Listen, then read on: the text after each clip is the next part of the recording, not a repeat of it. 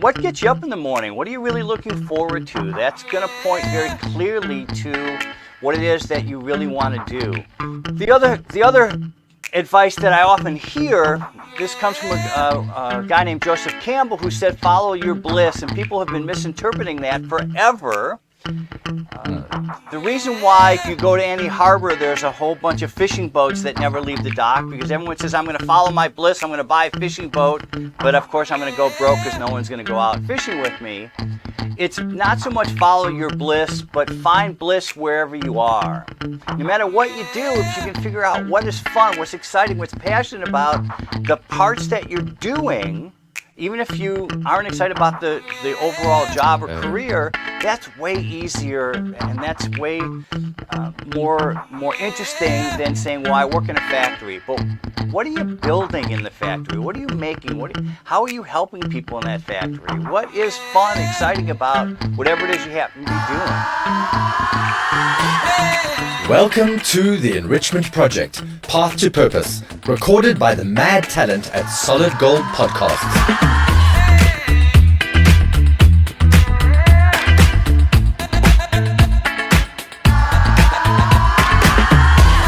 It is a series of unfiltered and insightful conversations with some of the most remarkable purpose-driven human beings who have all achieved, created, inspired, triumphed, or challenged, and we have a great deal to learn from them. It is a quest to uncover and articulate the steps along the way to help you on your own journey of purpose. I am your host, Richard Wright, and I am delighted to have you with me. Thank you for the gift of your time. Let's dive straight in.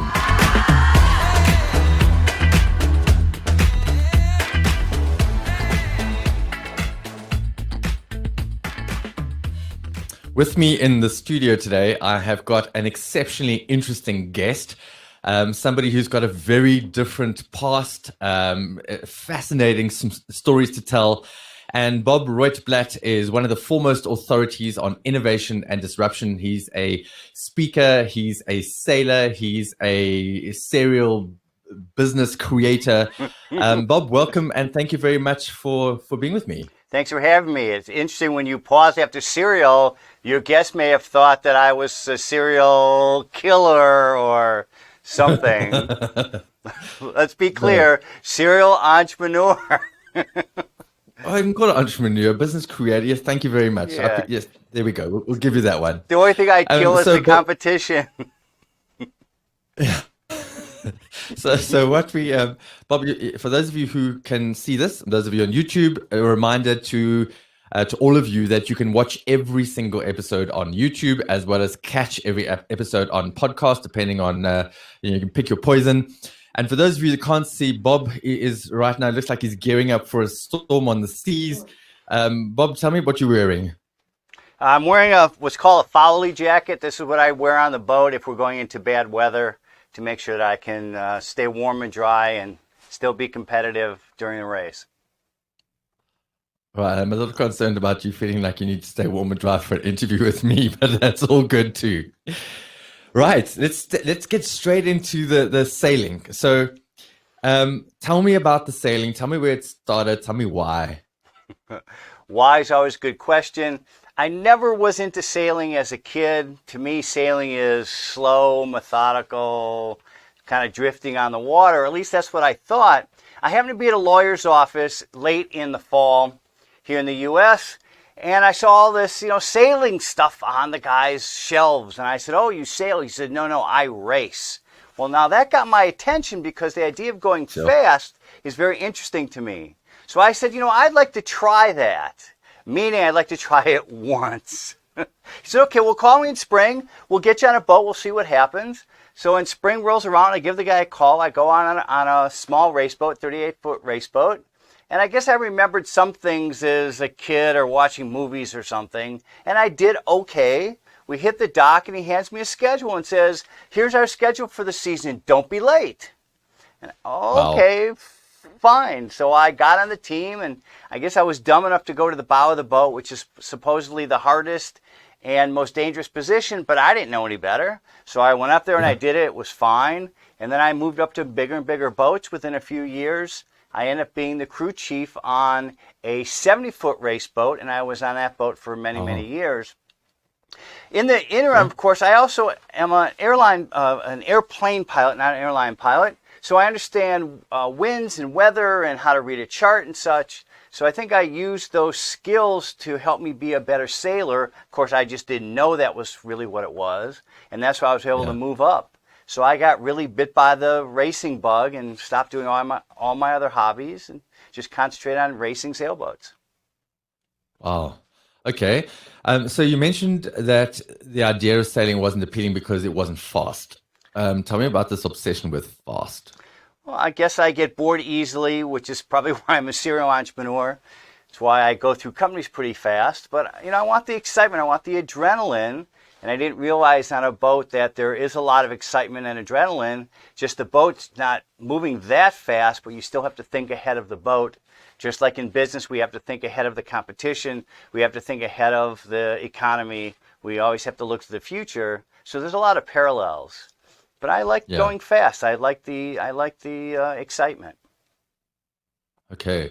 And then I know when we chatted a little while back, you told me about this idea, this 3D experience of sailing, that it's the dimensions to it, the water that's always moving. Yeah, so if we look at things like football or rugby or what you guys call football, what we call soccer, the field doesn't move. The boundaries of the field are set in advance. The field is flat and it doesn't change. But with a sailboat race, you know where the race starts, you know where the race finishes, but there's really no boundaries between the two. If you want to go left, you go left. If you want to go right, you go right. And in addition to that, the playing field isn't flat. It's constantly moving. The winds are pushing the water one way or the other. There's making waves. There's not making waves. There's, glass water where the boat doesn't move for a few hours. There's 25-foot waves that are helping to push the boat forward. So it's very interesting, as we talked about, the field is actually in 3 dimensions, where every other sport, there's only 2 dimensions. So that makes it much more interesting, much more challenging. Sure. Okay. And then take us back to the beginning in terms of where you started off, your first career, what that was about, why, and how things changed from there. If we talk about real careers, my first company was building lighting and sound systems for nightclubs and discos. So I was born in 1960. Wow. So, I'm a teenager in the late 70s. When disco comes on, I wanted to get involved in that craze because it seemed to go fast. I always had an interest in technology, electronics. So I got involved first in putting sound systems in nightclubs so things would sound better. Then I started designing like lit dance floors that you could see in the light for clubs that actually wanted to turn the lights on. So I was riding the waves of that trend, of that craze, whatever you want to call it. So that was my first real big business. Wow. So riding the waves, no pun intended. Yeah, riding the waves. And then from there? Well, from there, I did lots of fun things. My next big business was in the computer field, starting distributing printers and cards and paper and cables and things for the burgeoning computer field. Again, we're talking the early 1980s. So computer stores were just coming on the scene. Most companies had one computer. They didn't have them on every desk like we have today. So I got into distribution. I owned part of a retail computer store for a while. I had this idea that people wanted to rent computers because they couldn't afford to buy them, but they needed them. They also didn't have IT support. So while they wanted computers, they only wanted them for short term and they needed expertise to come with it. But I thought it was a little bit too early. Then during the Super Bowl, January of '84, I saw the commercial for the Macintosh computer. And I thought, if this little company called Apple thinks that the average consumer is ready for a computer at home, that means businesses are ready to have computers on more and more desks. So I finally launched my computer rental company. and that rapidly took off.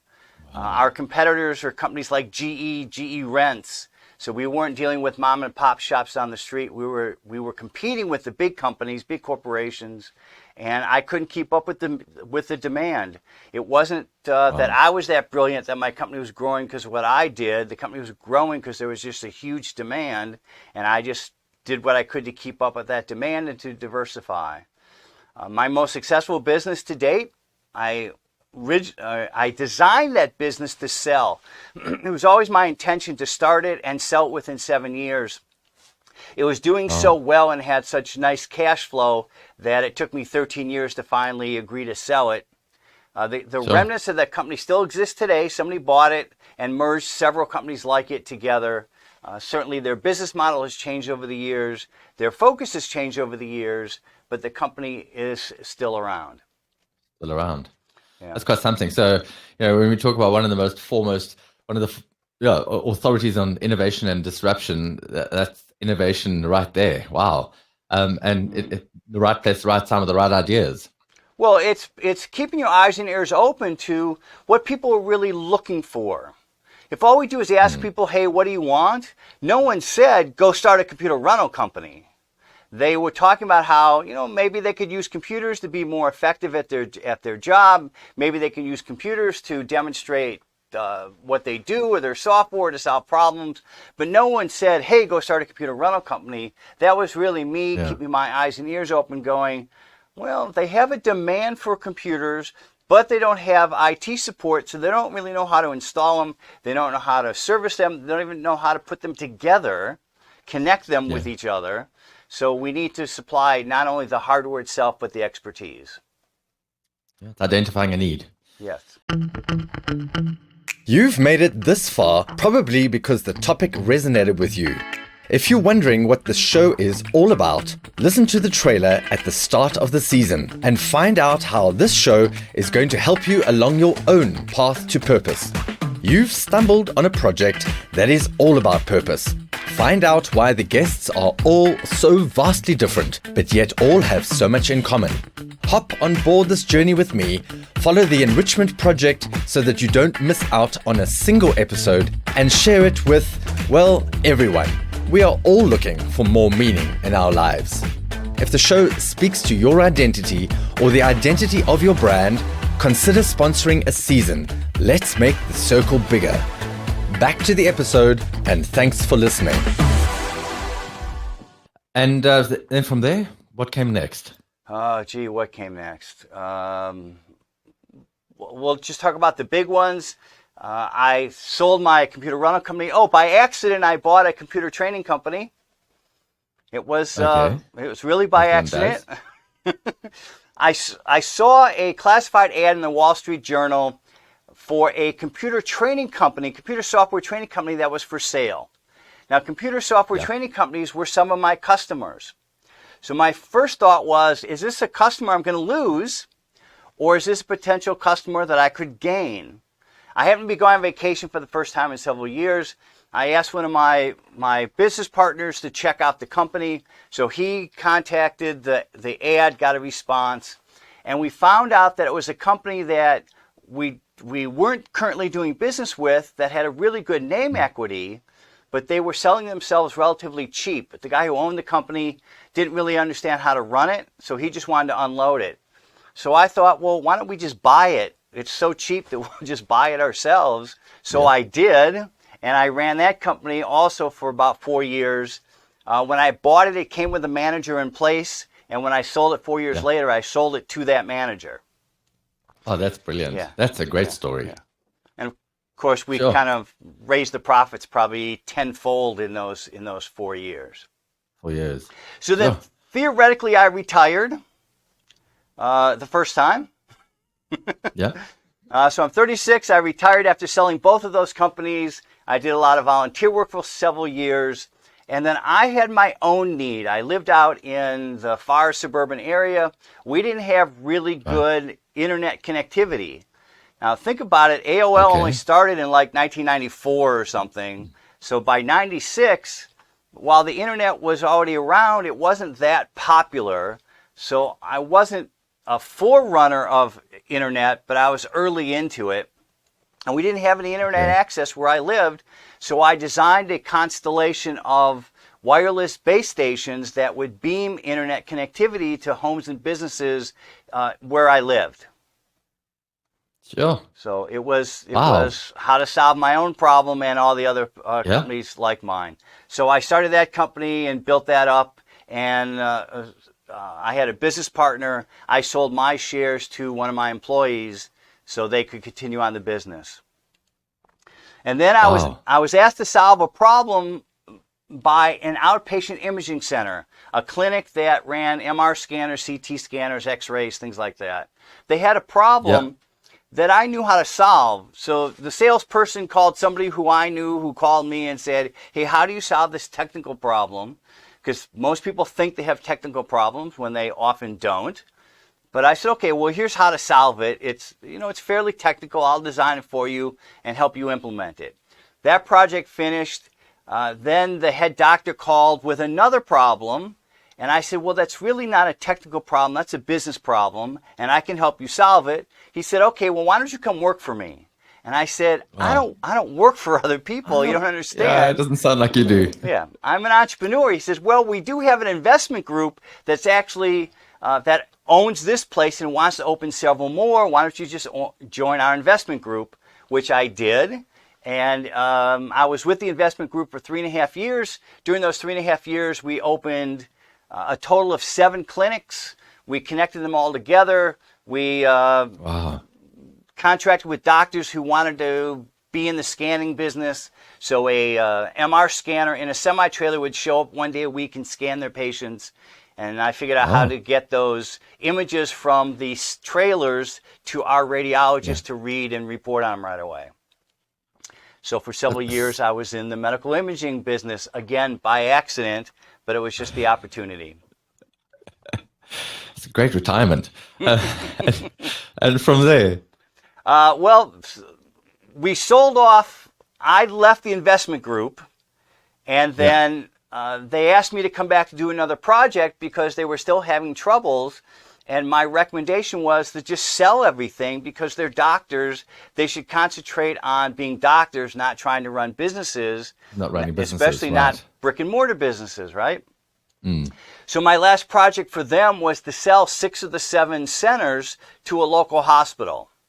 So I kept my interest in the 7th one, and for another 10 years, I stayed with the 7th place, it was really part-time, working on their technology and helping that business to grow and exist in its market.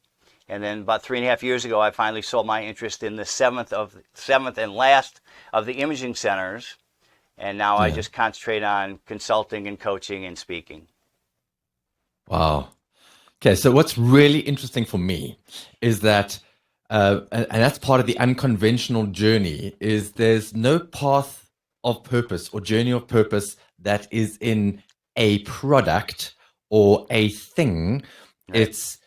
I think the purpose is something different, right? It's about what you get from the creation for solving problems.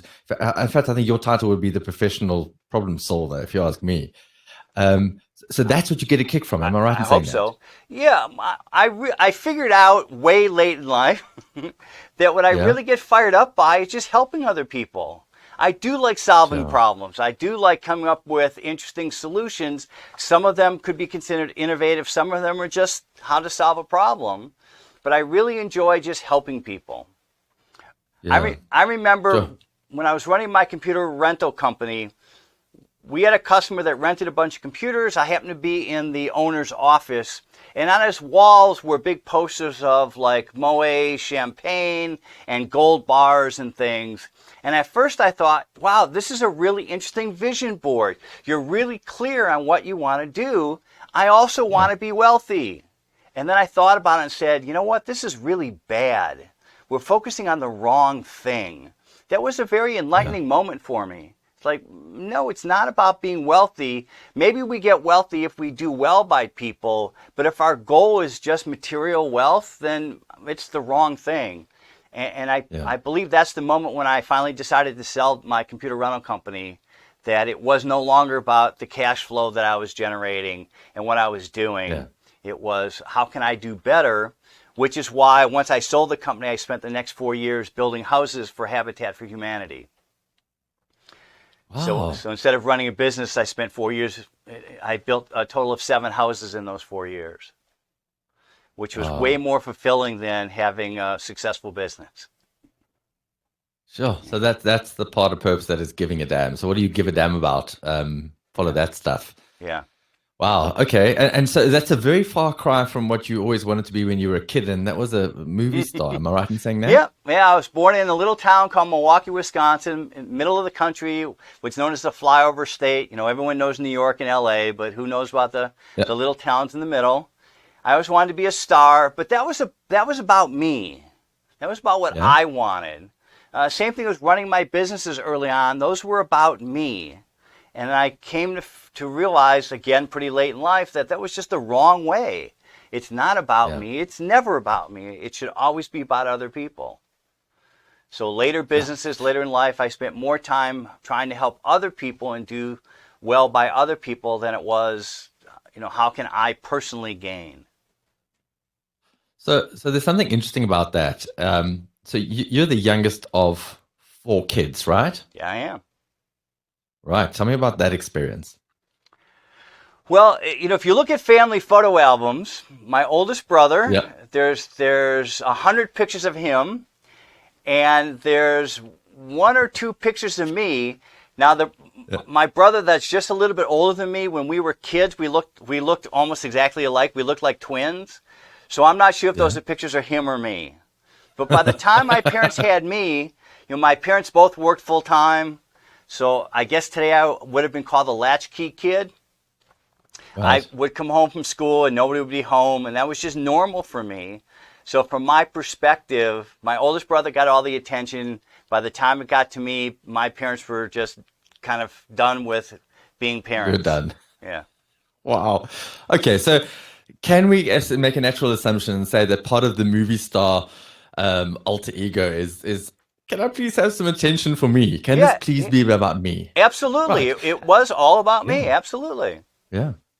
Okay. And I think very often that is really looking for the limelight, looking for the attention. There's always something there, right? Yeah. And then the companies, as you said, it was about you, and it was about your need to be seen and to become successful and to be something, right? The early companies, absolutely, yeah. Sure. Okay. And then throughout, and I know you said this a couple of times now, that you think that you found this sense of purpose, or you learned some of these big lessons late in life. That really wasn't late in life. There are a lot of people that learn them 60s, 70s, 80s. This life is almost starting to wind down, or before 2020, when life never winds down anymore, I don't think. But you found them pretty early on in life, I think, and I think that's also part of the reason that I look at what you've achieved and accomplished and look at that with huge respect, because you discovered that quite early on. That's my impression or perception, Bob. Well, it was mid-30s, so if I had started earlier, I probably would have taken a different path than I ultimately did. Yeah. So. Sure. Okay. All right. So there's this sense of purpose helping people all the way through, right? Yeah. And now in terms of what you do from a consulting and from a speaking point of view, it's the same thing. Am I right? Yes. Yeah. It fills my need for excitement, because I can come in, riding in on my steed and solving problems and then riding away again. I don't have to get bogged down in any of the minutia, but I can work on fairly large problems with the companies that I consult with. So it's fun, it's exciting, and I get to help people. It's an exceptional life. And Bob, tell me, if one day you're no longer here, right, and somebody's standing up and talking about your life and celebrating Bob and everything you stood for, what would you most want to be celebrated for? Or do you think that's still coming? Yeah, that when somebody needed a hand, I was there to help. Wow. And I'm guessing there are going to be quite a lot of people at that celebration saying, I'm here because Bob helped me. Well, I'm hoping I'm going to outlive all of them, so we'll see. There we go. All right. And the sailing, are you still currently still sailing? I am. Not this year so much, because with the pandemic, nobody wants to have people. When we race, we're literally shoulder to shoulder. So all the big races around the world have all been canceled because of the pandemic. So this has not been a very good year for racing. Right. Okay. And in terms of your advice to anybody listening who's struggling with their own sense of purpose, their own journey of purpose, what would that be? What gets you up in the morning? What are you really looking forward to? That's going to point very clearly to what it is that you really want to do. The other advice that I often hear, this comes from a guy named Joseph Campbell, who said, follow your bliss. And people have been misinterpreting that forever. The reason why, if you go to any harbor, there's a whole bunch of fishing boats that never leave the dock, because everyone says, I'm going to follow my bliss, I'm going to buy a fishing boat, but of course I'm going to go broke because no one's going to go out fishing with me. It's not so much follow your bliss, but find bliss wherever you are. No matter what you do, if you can figure out what is fun, what's exciting, what's passionate about, the parts that you're doing, even if you aren't excited about the overall job or career, that's way easier, and that's way more interesting than saying, well, I work in a factory. But what are you building in the factory? What are you making? How are you helping people in that factory? What is fun, exciting about whatever it is you happen to be doing? So I find it very interesting, because as you started that, I was about to stop you and say, but hold on 2 seconds, Bob. I'm sure a lot of people on this planet, people listening to the show, don't want to get up for something in the morning because they don't feel like they have got something to get up in the morning for. Where do you find bliss? Well, there's not much about my life that I feel is filled with bliss. So that answer really is, hits that spot. Find that stuff. So even if you think that you've got a dead-end job, even if you think that you are in somewhere where you're not happy, there have to be certain things about what you do that can, is that feeling of bliss. That's what you're saying, right? Yeah, absolutely. And maybe it's, okay, I'm going to go through this trudgery, but this trudgery is what feeds my family. This trudgery is puts a roof over my head. The trudgery, you're making a widget, but that widget will somehow help somebody else, and just connect the dots as to how what you're doing that may be mundane is really exciting for somebody else. And then imagine the people who don't have a job to get up to go to. What's your life compared to theirs? It's funny. I talk to people, and no matter how successful they are, there's always somebody who's more successful. I remember I had a client, a doctor, who owned 6 houses around the world. But he was envious because he had a buddy who was a banker who owned a private jet. It's like, no matter how successful you are, there's somebody else always more successful. But I think the other side of that is, no matter how mundane your life is, there's someone else whose life is worse than yours. Yeah. So let's... That is something I struggle with a bit. I'm happy to be honest here. In that, my own struggles through brain cancer, it's quite hard when you're going through that and you really feel like a legitimate victim of this thing that you can't change, this thing that you can't see. It's upended your life. You've been told that your life has got a finite end, and you're marching very quickly towards that. It's very hard in that position to suddenly think, well, okay, there are people that are worse off here, and there are people that have got worse cancers, and there are people that have got, in that moment of feeling like a victim and feeling like life is, we don't have much control over the stuff that is less than great. It's quite hard to feel like that. I would imagine it is. I have not been in your position, but along those same lines, though, that finite, and it's maybe more defined than the rest of us, and that gives you opportunity to do something that much more valuable with that time you have left.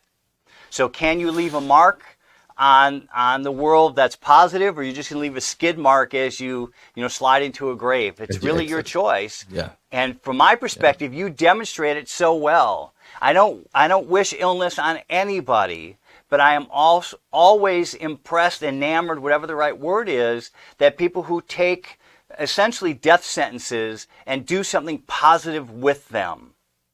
And then you look at the rest of us who don't have those, who think, well, yeah, you grew up in a middle-class neighborhood and you got an education, and what are you doing with your life? You're right. I have been blessed better than some people, not as well as others, and I could just as easily, live off whatever, but I don't. I try to do something valuable. You were handed a gift. You probably don't look at it that way. You were handed a gift, No, and you're doing something with it. Other people just wallow in their pity. I think you said something brilliant. This is, one of your key tenets. If I could quote you, Richard, the first time you're a victim, after that, it's what? What do you say? You're a volunteer. Yeah, there you go. I think that's brilliant. Exactly right. So, it's not me. It was Naomi Judd. It's Naomi Judd that said that you can only ever be a victim once. Thereafter, you're a volunteer, and that's 100% correct. So for me, it was that case of, in that place where I feel like a legitimate victim, and I am. It is going to take some time to get up on the other side of that, but at some point in time, you've got to say, okay, I can't keep on thinking like this. I have to start thinking differently. What does that look like? And that's when I learned that happiness is a feeling. That's when I learned that even if I felt that I wasn't going to make it and cancer was going to get me, just waking up in my house and my two little girls were there, that's what happiness feels like. So I agree with you 100%. That for me, it's a little bit different in that I don't want to measure myself against other people and say, somebody's got it worse than me. For me, it's rather, in this moment of darkness, in this moment of life's on top of me, disruption, chaos, whatever that is, can I find the things that make me feel happy, that bliss? So I think you bang on the mark with that one. Yeah. Can I ask you a little bit? I know that you speak, you consult, you have a lot of experiences building companies, building businesses. Mm-hmm. This thing called purpose in business. Can you tell me a little bit about that? How important is that? How does one arrive at that place? And then lastly, so three things there. How do we figure out what this is? How do we build something around that? And then how do we get everybody else on board? How do we get everybody else to align their own sense of purpose? Whatever, I can be the tea lady. How does my sense of purpose align itself with the organization's sense of purpose? So those three things. Let me start at the end. If we model what it is we're trying to see, I think people will pick up on it and repeat it more than if we try to tell them what to do. Let me give you an example. With my computer rental company, I hired a teenager named Bill. Bill's a really good kid when I hired him, but he's a teenager. What does he know? But he had this desire to know more and more about computer networking. Again, this is the late 1980s, so it's early in the field, but he wants to do really well. Well, Bill grew with the business. As a matter of fact, Bill grew better than the business. The computer rental company had an upper limit of what it was going to do. It wasn't going to get into really high-end networking. That wasn't the design of the company. That's not what the company provided. So Bill's skills exceeded that needed by the company. I think many companies would go, oh, good, we have Bill around. We'll pay him what we can afford to pay based on the business we're in, and we'll take advantage of Bill's excessive skills. I looked at it differently and said, Bill, you shouldn't work here anymore. You have skills that exceed what the company needs, which means you're limiting your own income. You should go find another job. Well, Bill was afraid. He had some confidence issues, so he didn't want to go look for another job, even though it was in his best interest.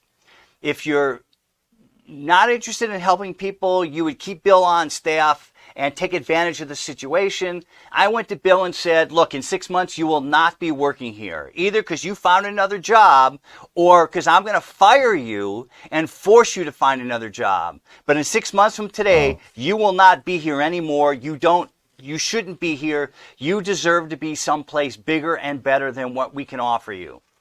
So Bill was afraid. I said, Bill, make appointments during the day, go on interviews, whatever you need. We will work our schedule around you. You deserve better than what we can offer you here. So Bill finally did find another job. He quit. He quit when I was on vacation for the first time in several years. So the rest of my staff was panicking. What are we going to do without Bill? And I said, we'll be just fine. But Bill needs to move on. So to me, that is demonstrating the purpose, not just giving it lip service. I wanted to help other people, and that included somebody who, as a teenager worked for me. I really liked Bill. And if you're wondering, that happened probably 30 years ago, and I still talk to Bill about once a month. Wow. So he went on, got his absolute dream job, and he succeeded. And our company did not fail. We did not go into a tailspin. I was able to sell the company for a good price. So it's just and identifying that sense of purpose within a company. Yeah. Even the company wants to do the right thing, wants to do well, wants to help people. It's not just about selling more widgets. If really, if all you want to do is make money, then why don't you be an assassin or a drug dealer? You make a lot of money. There's really good retirement programs. So, people can see that well and go, well, no, I don't want to do that because that's not really who I am. Okay, then who are you really?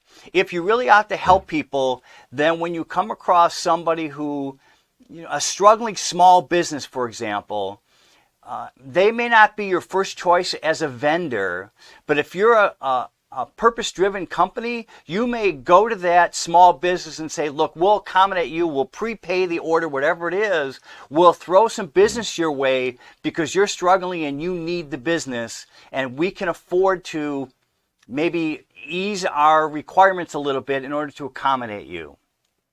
Maybe you find a deserving organization that really could use your help, but they really don't have a budget. So that means you consult with them anyway at no charge, or you speak for them at no charge, or you provide them with the equipment or whatever it happens to be at no charge because it's the right thing to do.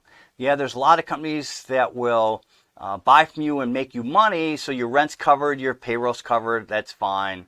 But we can still take some time and do some good. I remember when I was building houses for Habitat, we would go to bigger businesses throughout the area, and we'd ask for money, but we'd also ask for volunteers. Why don't you send some people on a Tuesday afternoon and come out and build a wall or paint a wall or pick up scrap wood or something just to help out. Yeah.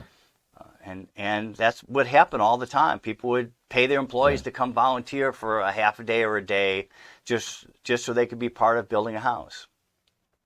Make a difference. Yeah.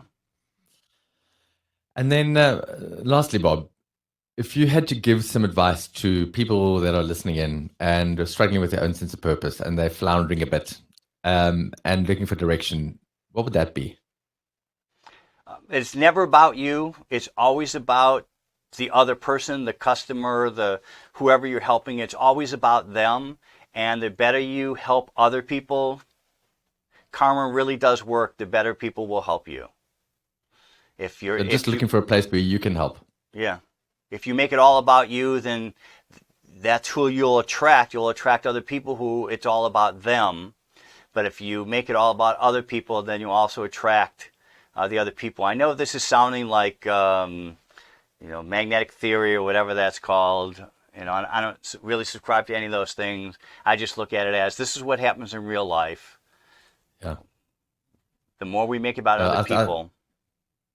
I'm going to agree with you 100%. It is really like that. And I've seen it over this time, paying it forward, that where you can help out, it doesn't come back from that person necessarily, but it always comes back at some point in time. It's just paying it forward, figuring out how can I help you? How can I make a difference? How can I make things easier for you? I see you, I recognize you, and I'm here. And that for me has been a big eye opener.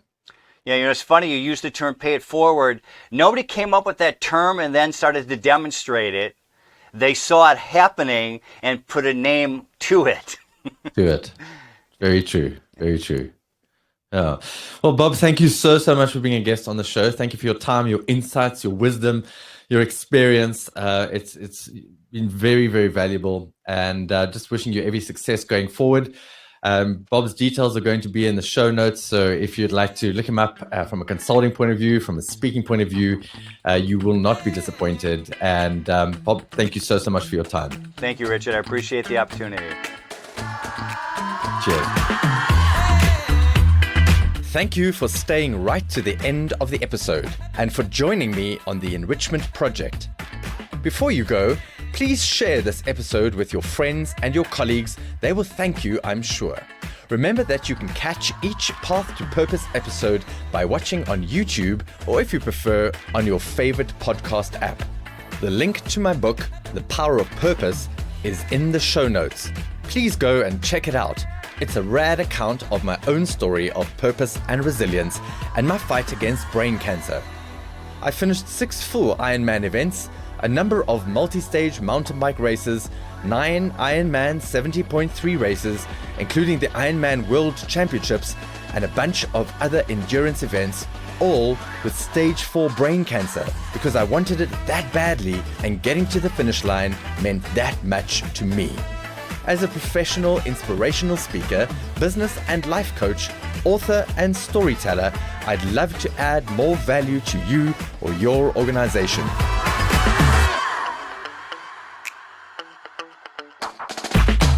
Please find more details on my website, iamrichardwright.com, and book me today for a live or virtual keynote, a masterclass, workshop, or coaching session, or please follow my journey on Facebook, I Am Richard Wright, Twitter, The Wright Rich, Instagram, I Am Richard Wright, or on LinkedIn. I'd love the opportunity to enrich your team. Thank you to the professional crew at Solid Gold Podcasts for the support, the talent, and the mad skills. And to Anna Hick for her creativity and genius video magic. Thank you. You all rock.